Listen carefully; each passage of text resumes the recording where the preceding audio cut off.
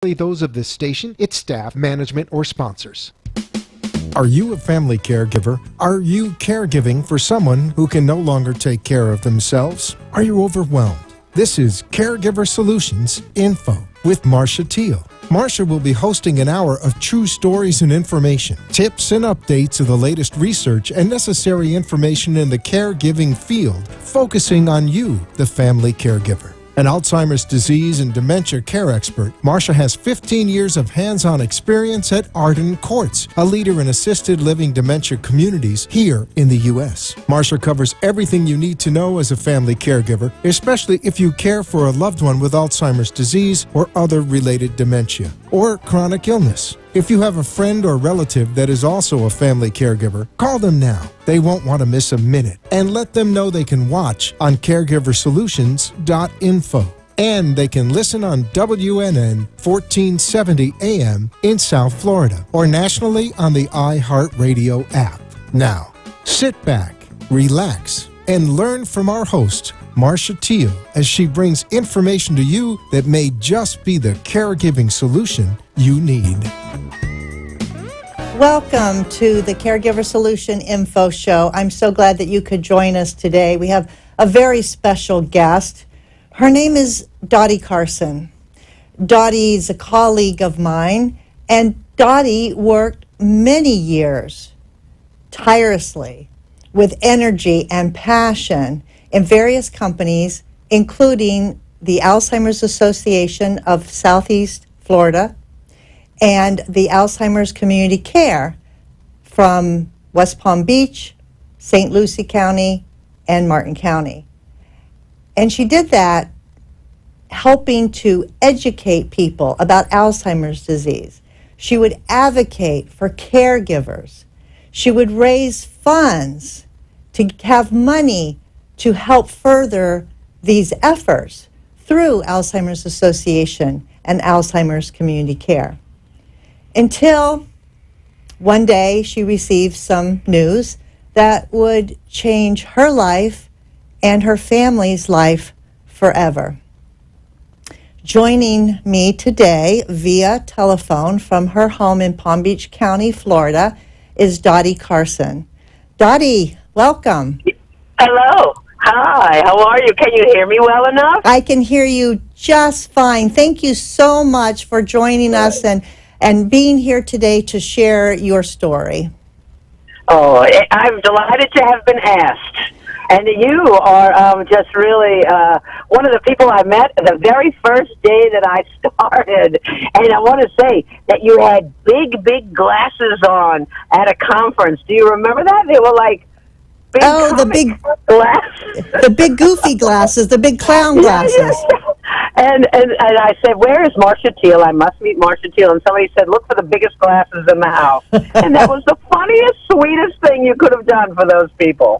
It was great. Well, thank you. You know, I always want to make people smile and I guess be noticed so we can share what we know about Alzheimer's disease. And that's why you're here today to help us, because you certainly have a story to tell. And we're going to get right to it, because for many years you and I worked together, colleagues, helping caregivers, working with families, supporting efforts, raising money, awareness, all of these things for many years. And you know, you did it with such passion and such grace, and you were such a warrior for that. And unfortunately, things changed for you. And I'm going to let you tell that part of the story. Okay. And tell us what happened to change all of that. Okay, I sure will. First off, thank you, and thank you to the listeners, and hello. I am an individual who, after my father after my father's Alzheimer's was discovered, I then was participating in putting together a fundraiser for Alzheimer's. I was producing a video, and I had started the video, and then I came back, and I was working for Mary Barnes at Alzheimer's Community Care as a contractor. And I, at that time, said, I have to scrap the whole thing. I want to tell the story. I'm the daughter of a person with Alzheimer's.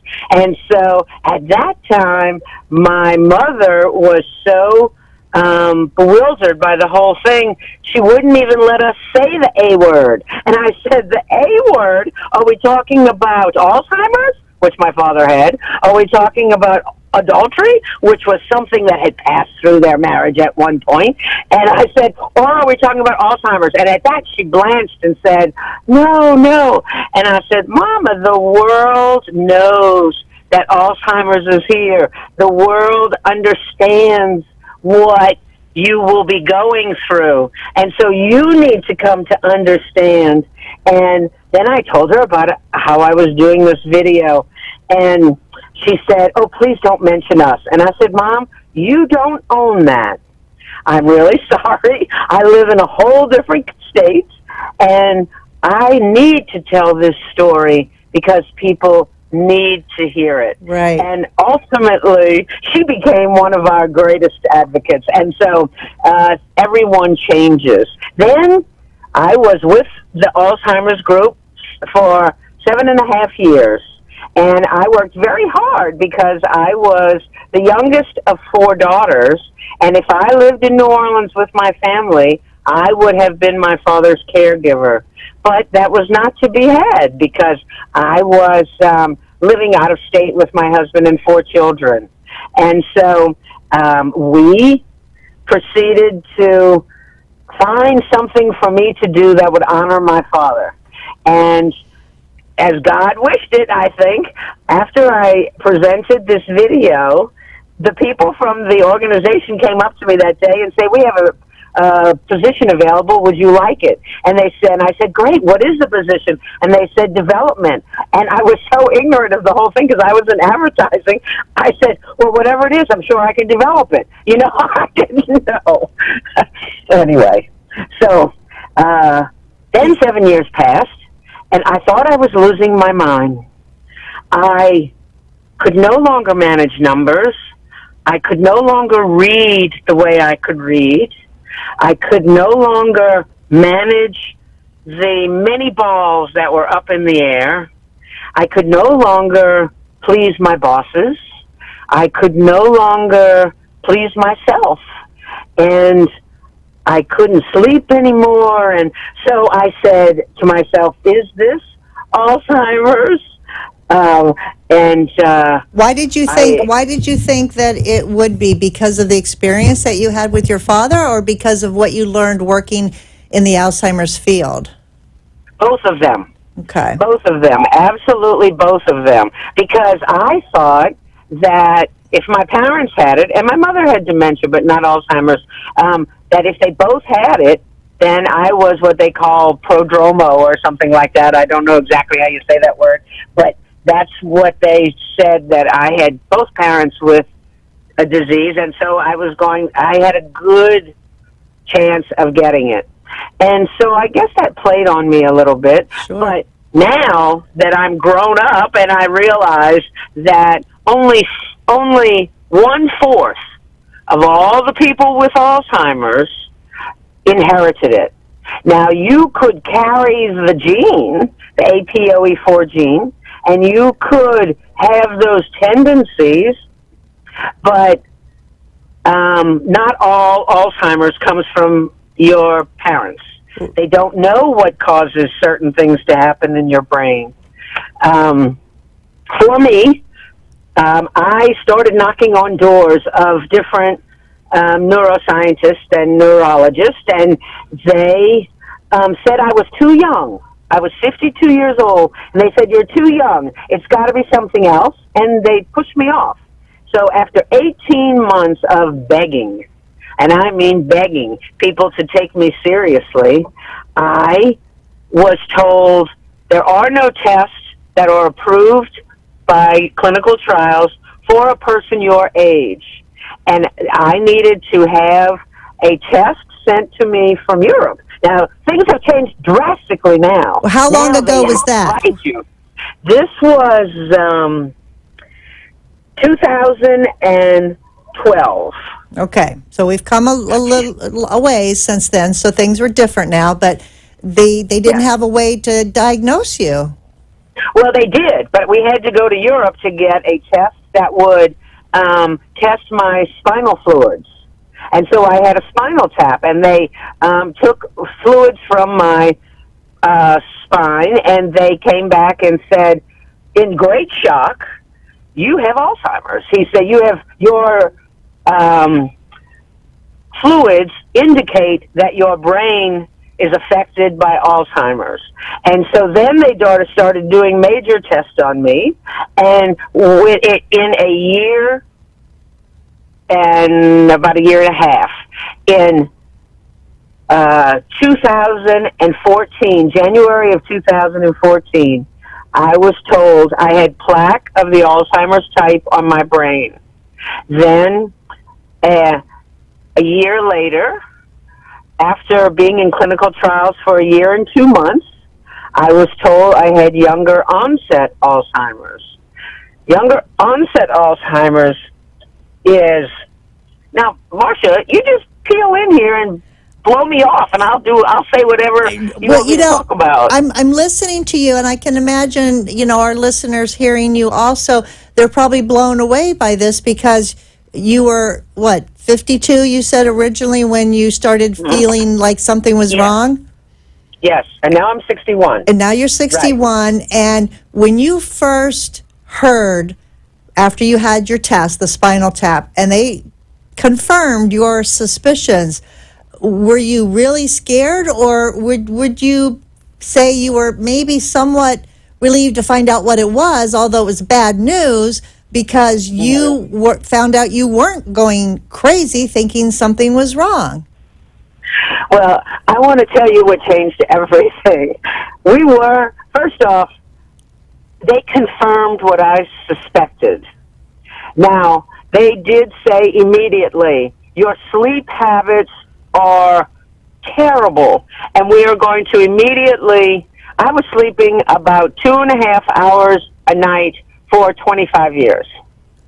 And that is probably the thing that exacerbated everything and made my Alzheimer's bloom. So I hope everybody's hearing that. Yeah, because you had insomnia, right? I needed a CPAP machine. I don't know if I had insomnia. I was a workaholic. I had kids, clowns, fools, husbands. I had the whole bit. And I was also working in a very high-pressured situation. And I pushed myself harder and stronger than anybody can push me. So I was... I can testify to that. You certainly had the energy and the drive, all the years that we worked together. But if you weren't sleeping, didn't you notice how tired you were every day? I didn't know how to fix it. Okay. I didn't know how to change my life.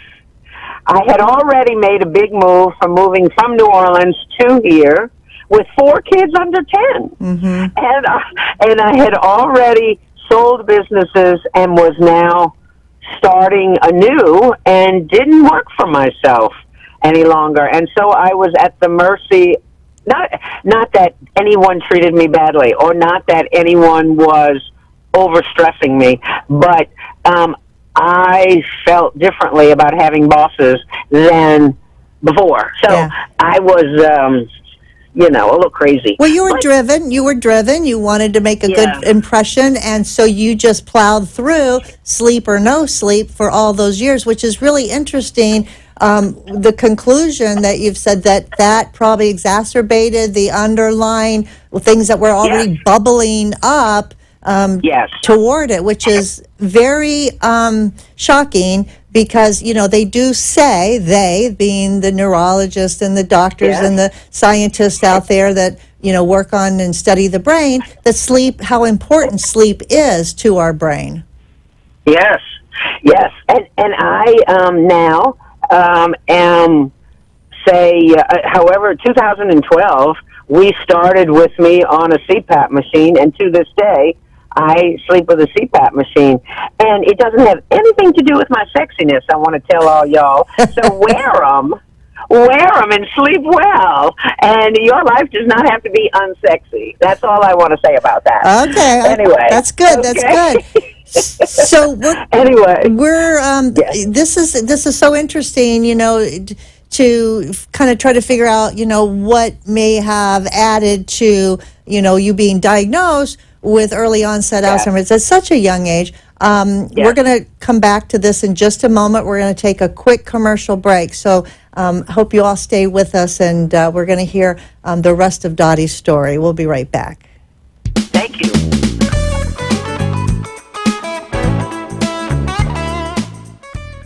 Arden Courts is not just a place to live, it's a place to call home. Residential living combined with quality caregiving. This is the philosophy behind Arden Courts. Communities created exclusively for individuals with Alzheimer's disease and related dementia who would benefit from a safe and structured environment. For additional information about any of the unique services Arden Courts provides, call 888-478-2410 to locate a community nearest you. Inquire about our educational seminars, resource library, or support groups, or simply feel free to ask questions you may have about Alzheimer's and related dementias. At Arden Courts, we know, we understand, and we can help because memory care is all we do. Remember, call 888-478-2410 for additional information about any of the unique services Arden Courts provides. You are listening to your host, Marcia Teele, an Alzheimer's disease and dementia care expert on caregiversolutions.info. If you have a question or wish to share a story, call into the show at 888-565-1470 and talk with Marcia. Now, back to Caregiver Solutions. We're back, and on the phone joining me is Dottie Carson, and Dottie has just shared with us before break that she was diagnosed with early onset Alzheimer's disease in her early 50s. And Dottie, when you first got the confirmation of that, it must have been really scary. What did you feel? Well, I had great knowledge of Alzheimer's and of younger onset Alzheimer's. Traditionally, when you are told that you have younger onset Alzheimer's, you are an individual who does not have the same Alzheimer's as your mother or your grandmother or your great-grandmother. You have a disease that has a very short life. Maybe there are people between 1 and 3 years, 1 and 8 years at the most. Now, that was unsatisfactory to me, and I had been telling people to become active in clinical trials. So my husband and I went to the same people who had diagnosed us and said, we want to do everything we can for science. We want to do everything we can for our common man to make this, to help to find a cure, to help to find treatment, to help to find ease in this disease.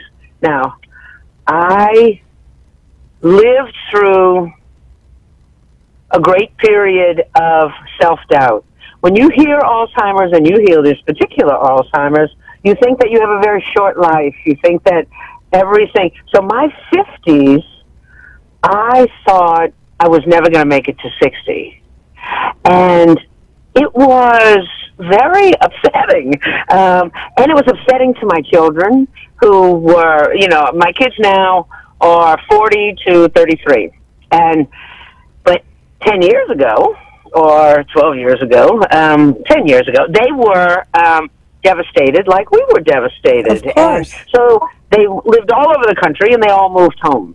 Not in my house, thank the Lord. They all stayed with their people. They wanted to be close by. Nearby. Mm-hmm. Yes. So another thing. How did you tell them? Yeah. I mean, of course, you get the news from the doctor, and you and your husband, were told. But how did you break that news to your children? Well, they knew that I was going through everything. I'm pretty close to them, and so they knew that I was going through everything. So they stayed in contact with the process. And when the answer came, it was telling them the answer and then having them understand what that meant. And they just affected their lives that they would be near. Now, that's not the blessing that everybody gets, but I was lucky in that regard. I only have one child that lives in Hong Kong, and everybody else lives, one within 8 blocks, one within 22 blocks, and one within 14 miles. So I'm lucky, and all those grandkids are right here. So I live a good life. I live a really good life, and I have Alzheimer's. And so I want you to hear that, because it is not over for you. There is, I don't know who said it. I don't know if it was Mary. There is hope after a diagnosis of Alzheimer's. Thank you. Yes, thank you for saying that. There is. And my husband, we were there, and one of the doctors came in and said, "You're too young. You're not going to be able to come in for the injections and the infusions, and you're not going to be able to participate. It's going to disrupt your lives." And my husband said to him, without even looking at me, and said, "We are going to do everything possible to beat this disease for ourselves and the rest of the world." And when he did that, now that's a husband who I absolutely adore, but has fallen short on an occasion or two. So I was shocked, dismayed, and it changed everything. Now, since then, I am today about 1,000 times better, if not 2,000 times better. Better? What do you mean? Yeah. What do you mean better? Better how? Better how? I no longer live in abject frustration. I no longer take depression medicines. I take anti-anxiety medicines, which changes the mechanism within your brain that allows you to cope. You think that is totally exclusively related to your Alzheimer's when you begin, but it's not. People with, when you hear that you may die in 3 years, you become a little touched with anxiety. So they have treated my anxiety since then. And I am pleased with that. And another thing is that my husband, he was an absolute caregiver in those first 3 years. Then our life changed. We did infusions for 22 months, once every 10 days. We did, then we had to have a 6-month period where we didn't do infusions, and so we did different studies of pill drugs. That's like a full-time job. Well, it's a full-time job that I was willing to do, and my husband happened to be in a work situation that he manages his own hours. And so he would bring in his computer system to work in the building that I was in when I was there, because that's what caregivers, they're your partner. Mm-hmm. They have to go with you.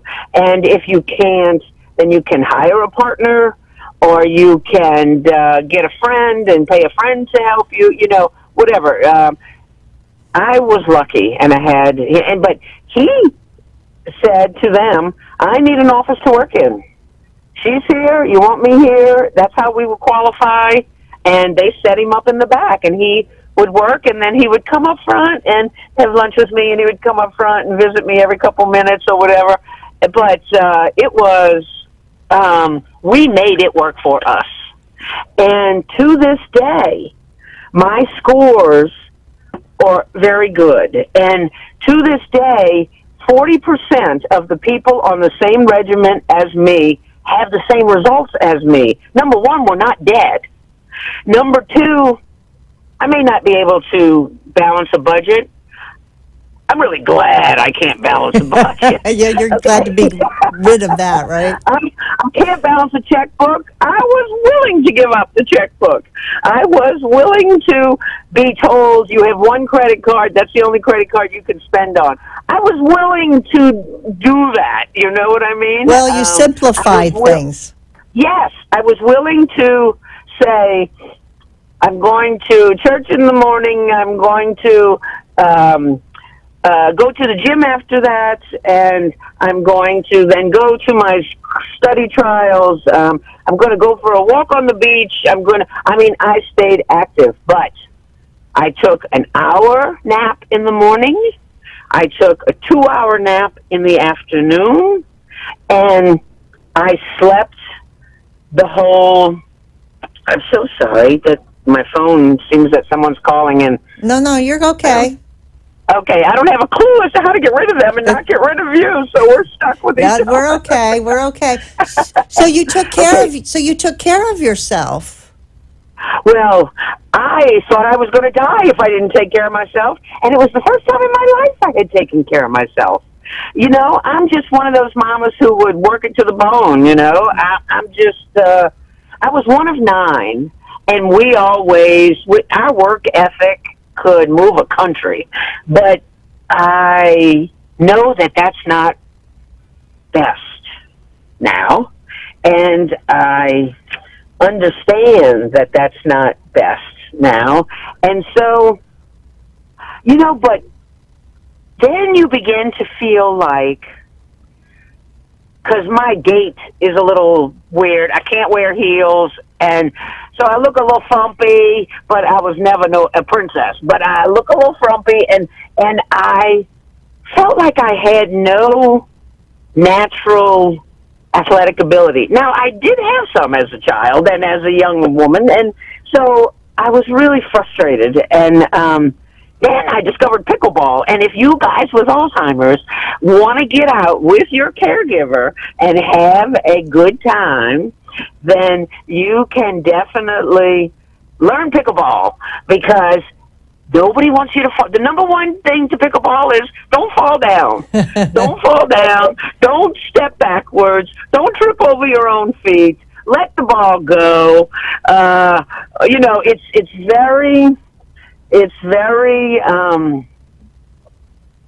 very good for me. And I don't feel quite as klutzy, and I don't feel quite as inept as I was feeling.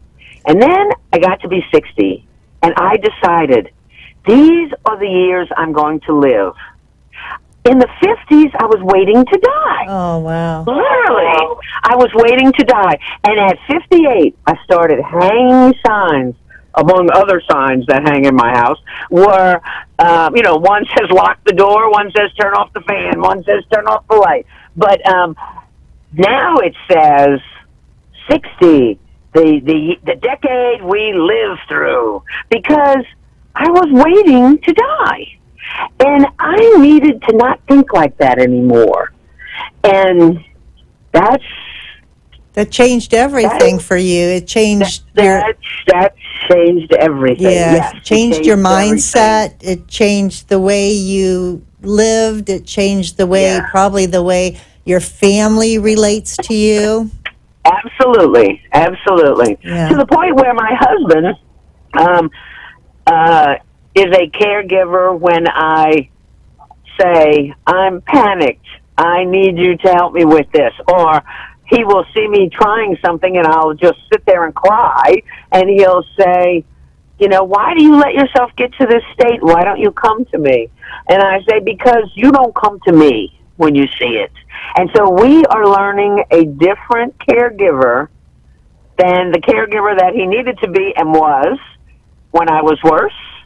Now he thinks I'm all better, and I'm not all better. Yeah. But that's okay, because he needs a little pressure off of him too. But what works for caregivers in my life, and what works for my friends who have Alzheimer's, is to go to early stage classes, early stage support group, where the person with Alzheimer's and the caregiver are together for about 10 minutes. in the meeting, and everybody talks about the current events of what's happening, and we just check up on each other. Who's in the hospital? Who fell? Who's this? Who's that? Who needs a visit? Who needs food at their house? I mean, we talk about these things. There's 12 couples, okay? Right. And then we break up. And I'm with the people who have Alzheimer's, and my husband goes with the other people, okay? Now, he doesn't come to this meeting that much because his work has changed. So that's all right, because I can still get there. And so I am okay with that. I know Craig where he is. We've been married 42 years. You know, it's all good. So, and because I have training in Alzheimer's, I feel valuable to this crowd. I feel like I'm helping them because I'm explaining to them when they say this has happened to them, why can't they do this anymore? And I try to explain it to them, or I try to tell them how to manage without being able to do that anymore. And so we, as people with Alzheimer's, we talk about our caregivers. And we talk about them as, number one, what would we do without them? They are saving our lives. They're saving, as this one lady says, he saves my day every day, and he saves my hour when I look for him. And so when she turns around and sees him there, that moment offers her rest, offers her peace, offers her confidence. What caregivers do, which they might not even realize, is that they offer us confidence. They knew us when we were not this person. They knew us when we were our full selves. They knew us when we discovered this. They are sad because of it, but they remember who we were, and they remind us of who we were. Oh, now, that's lovely. That's lovely the way you put that, Dottie. And you're absolutely right. I thank you, for sharing this, because the group that you're in, when you're talking to the other Alzheimer's patients in that support group, are they all at about the same stage that you are, or do the stages vary? The stages vary, and it's all okay. Wherever somebody is, what we all know is that when someone's speaking, we can wait until they find those words. We can wait until they find their thought. Or we can wait until they say, I don't know what to say. And then we either pick it up for them or we ask them a good question. We who have Alzheimer's know how to talk to Alzheimer's people. And so we are a comfort spot that can't be beat. And from what I understand, when these caregivers are sitting one-on-one with just caregivers, they are finding their best friends for life. They are finding the people they'll call at night. They're finding the people that when they say, I'm losing my mind trying to keep her mind, people know what that means. Or when we say, how are you? And they say, oh, fine. When they ask each other, how are they really have an opportunity to connect. And they really know that they're not alone. And we, as Alzheimer's people in the other room, we know we're not alone. And so we can talk about things, like the day we couldn't button our shirts, or the reason we look like garbage when we're sitting at these meetings because we were fussing and we couldn't get dressed. And, but we just laugh at each other and we make each other understand. That is so special. That's so special to be able to be there, with your peers that are going through the same thing that you are, to share and have that camaraderie and that support by people who are living your life, basically. Yeah. It's sweet. It's sweet. And once a month, we go to a social together. Like tomorrow, we're going to the Manatee Lagoon Museum, and we meet for 2 hours. Sometimes we see the whole museum, and sometimes we sit outside in the grass and just hang out together. But it's not in a building, and it's not in a, and we go for walks on the beach. We meet, and we say, okay, this particular beach has a ramp to get a wheelchair down. Then we got 2 guys going to meet us. They're going to swing us onto the beach. And we have a ball. We spend those 2 hours, or we will, let's go bowling. Who can bowl? As long as 4 people can bowl, we can get lanes and all sit there and have a great time. We enjoy each other. They come to my house.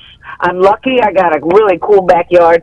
They come to my house. They don't even have to go in my house. They go around the side to the back, and they all sit in whatever chair I can pull out, so that we all got chairs, and we just hang out. And you need each other. Yes. You need each other. Right. We need each other. Absolutely. So, Everybody needs somebody and somebodies. So I love that, and thank you for that. We're going to pause for a minute, and when we come back, we're going to be giving away the 36-hour day book. So if that's something that you don't have as a caregiver out there, you'll want to stay tuned to learn how you can get a free book. We'll be right back. Thank you.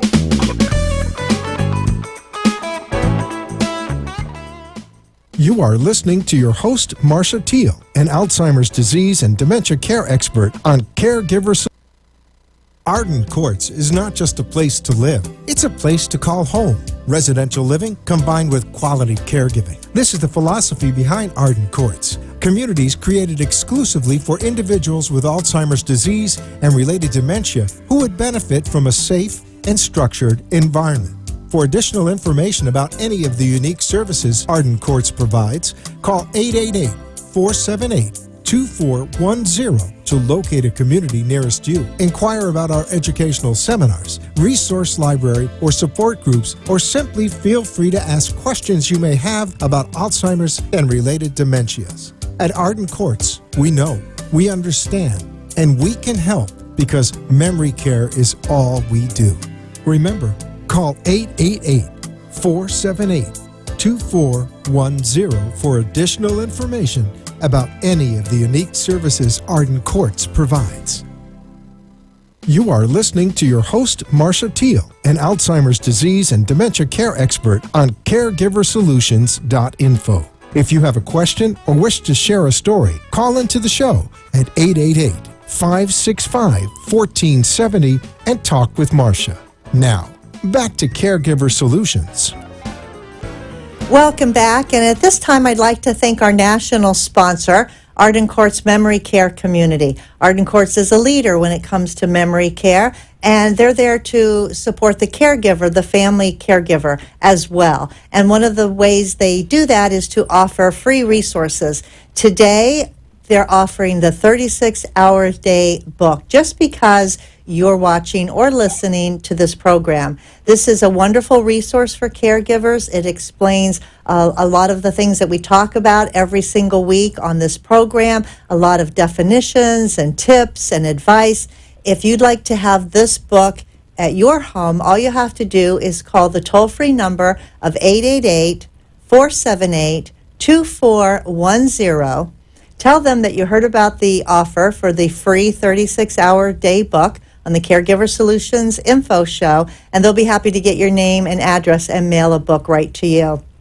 So I highly recommend this. This book continues to always be updated. It's in its 5th or 6th edition, and I know that it could be a great research or resource for you when you need to look something up, but you don't have to read it cover to cover. You can pick and choose topics, and it's really valuable that way. So call and get your free book at 888-478-2410. So on the phone joining me from her home in Palm Beach County, Florida is Dottie Carson. And Dottie has been talking to us about what it felt like when she was diagnosed with early onset Alzheimer's disease and sharing her life with us. And I can't tell you, Dottie, how much that means to not only me, to the people listening to you, to you to come on and bare your soul and be so uplifting and positive in such a tragic situation of dealing and working through the disease. And thank you from the bottom of my heart. I can't tell you enough. Oh, you're very sweet. You're very sweet. And I must say that it was, what choice do we have?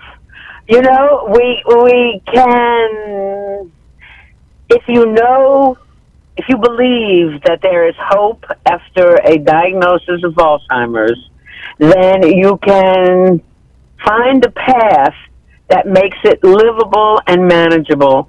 It does not make it go away. It does not change the outcome sometimes. But what it does is that it gives you the tools and the peace to believe that the person that you feel like you have lost is really in there. And so when you talk about those memories, she may not respond or he may not respond. But I have to believe that they are in there because I know I'm in here and I know that I can't. What I have come to understand is that I have not lost the person that I am. I just have lost the task that I was doing. And I've not lost my intelligence.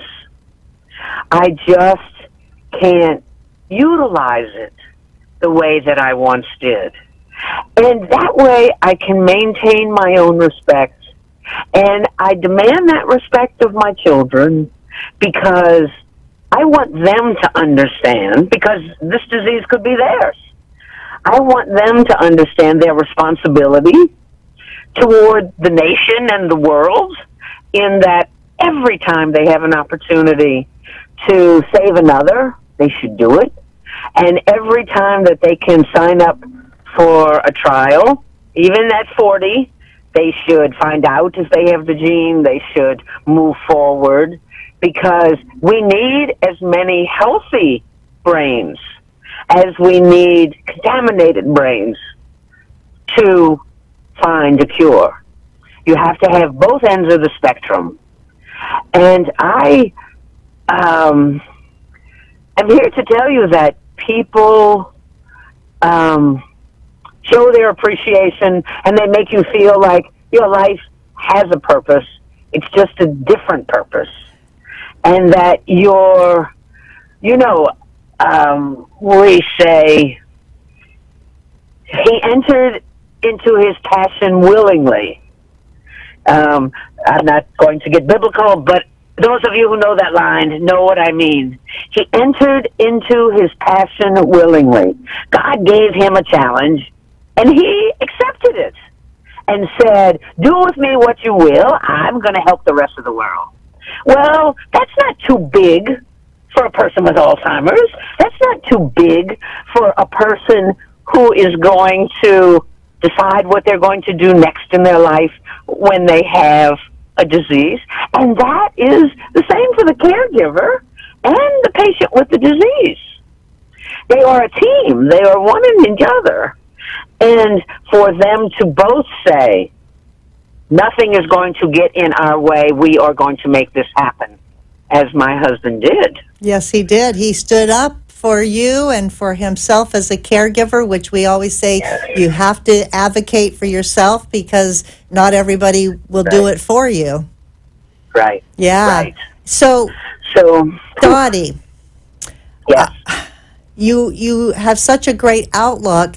You know what you need to do. You've been through a lot of educational opportunities with caregivers for many, many, many years. Yes. But obviously this is different. When it's personal, it's different. Is there anything that... It's stronger. It's stronger? It's stronger? So you've learned difference between being on the outside, helping caregivers and helping actually patients with Alzheimer's.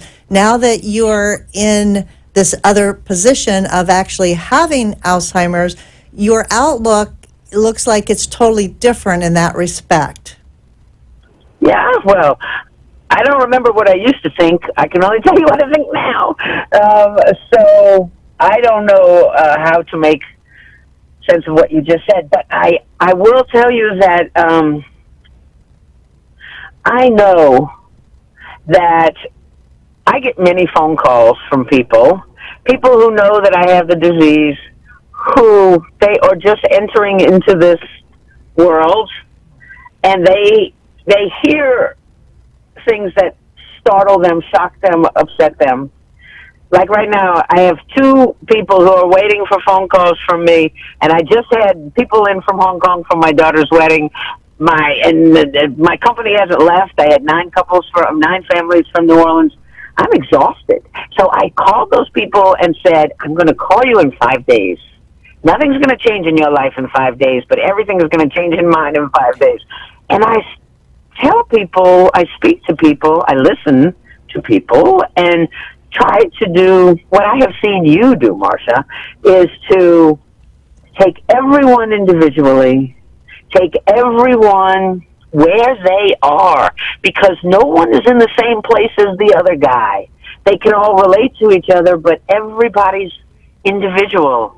You know the saying, a person with Alzheimer's is only as different as every person with Alzheimer's. Right. Because everyone is different. That's right. But and everyone is different. And understand, and I can hear them, and I can tell them things that have helped me, and that's all I can do. I don't have the answers for them, but I do have some direction for them, you know. And that's good, because you're living that life and you see it from the inside out, not necessarily from the outside in. And I think that your perspective is just so beautifully, shown in your caring and you still have that energy, you still have that passion, and Alzheimer's disease has not robbed you of that. And I just admire you so much, and for sharing this story and being there for other people. It is a big challenge with everything that you do, but you are fighting it, and that's what we mean. We have to fight it. We have to do everything that we can, whether we're a family member and we can help in some way, whether we're a professional and we can help educate others, whether we're just a person that wants to help and donate to fundraisers to try to find a cause for this disease. Everybody can do something, whether they think they can or not. Everybody, even people that have the disease, that use their voice like you do, to advocate and to still make people aware, to understand what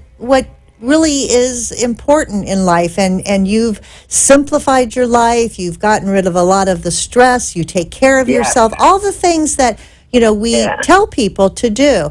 And so yes, your life has changed, but you're living right now, even with your disease. I feel like you're living your best life because you have your family, you have your support team, you have your physicians, you have your church, your religion, you have everything that is going for you. And I applaud you for doing everything in your power to make a difference. Well, thank you. Thank you. That's awfully sweet. I some days don't feel like that, but I do appreciate that is my goal, and so I try hard to do it. But what I'm finding more than anything else is that I'm fighting less, and I'm finding a flow. I'm finding a flow to my life. I'm finding a temperament that doesn't accept the ugliness that this disease can be, but it allows for it to not define me. We have to help the people with Alzheimer's to not be defined by Alzheimer's. You know, there are nothing like a child on a lap to make that person with Alzheimer's go away from their face because their eyes are twinkling because of the joy of this young life in their lap. And the fact that a child walks through or a pet walks through and we are required to respond to this puppy or this kitty or this bird, and it doesn't take away from the person we were, and it doesn't it allows us to maybe be the child again. It allows us to find the flow that can be ours without the word Alzheimer's. And the word Alzheimer's is not a bad word. It's without the label.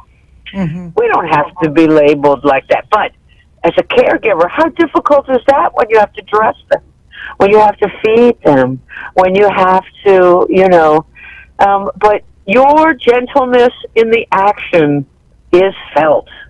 Your gentleness in the job that you are doing is known. And when they look towards you and give you that little smile, they are saying, I feel you, and I know you know me.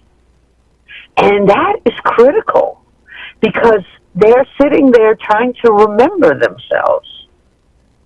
And so it's not that what they were was so important, but those were the choices we had then, and we don't have those choices. And so, but you have choices, you caregivers. Take care of yourself.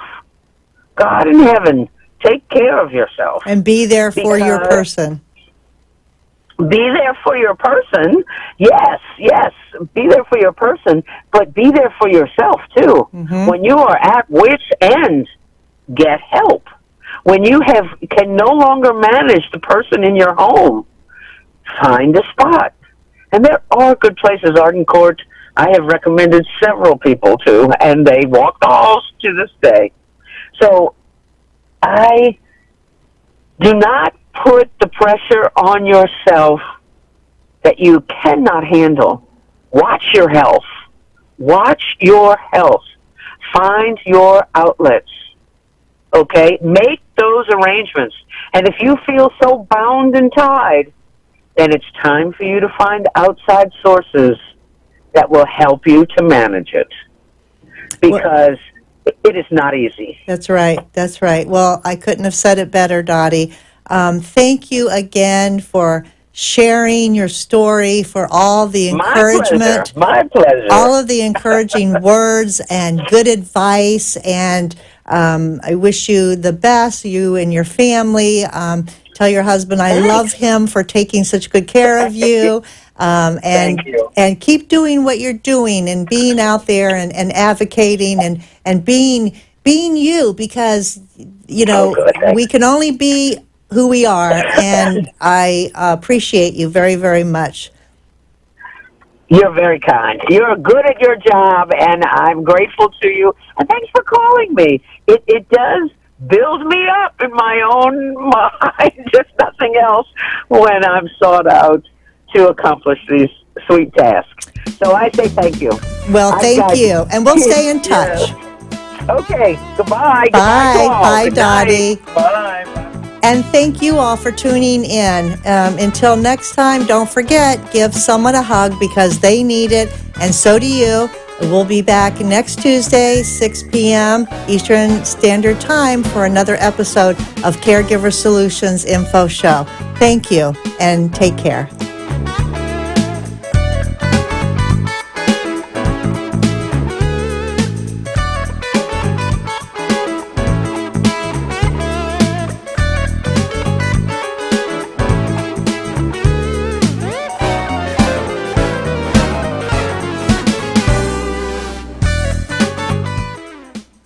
Thanks for joining us for this week's Caregiver Solutions with Marcia Teele. Join us next week as Marcia, who has 15 years of Alzheimer's disease and dementia care experience, brings you more needed information to help with the care of your loved one. This show can be seen again on caregiversolutions.info, and questions can be left on the site, which may be used on the program to help others. See you next week for more Caregiver Solutions.